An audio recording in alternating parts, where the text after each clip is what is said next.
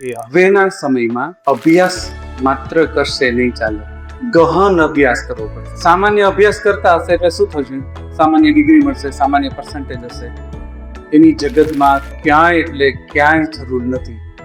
એનું કોઈ ભાવે પૂછતું નથી. ગહન અભ્યાસ એટલે માન લો કે ખાલી ભલે ને સંસ્કૃતમાં જ કોઈક આગળ વધ્યું હોય કે ભાઈ ઊંડો અભ્યાસ કર્યો સંસ્કૃતમાં, કોઈ ખાલી યોગ કેમ નથી કરતું? જાહ્નવી મહેતા નામની એક નાનકડી યુવતી છે, કદાચ 25 વર્ષની. જેવી રીતે આપણે વિશ્વ સુંદરીનો એક પેલું અપાય છે ને, એમ એ જાહ્નવી મહેતા ભાવનગરની છે અને વિશ્વ યોગીની કહેવાય છે. એટલા યોગ કરે, તમે જોજો યુટ્યુબમાં.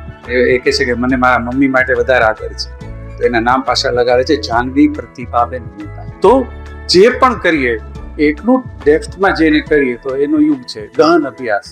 ગણિતમાં તો માત્ર ગણિત, ગહન અભ્યાસ. તો ક્યાંય પાછા પડીએ એમ નથી. ખાલી આમ છબછબિયા કરવાથી કાંઈ જિંદગી બનવાની નથી, કોઈની નથી બનવાની.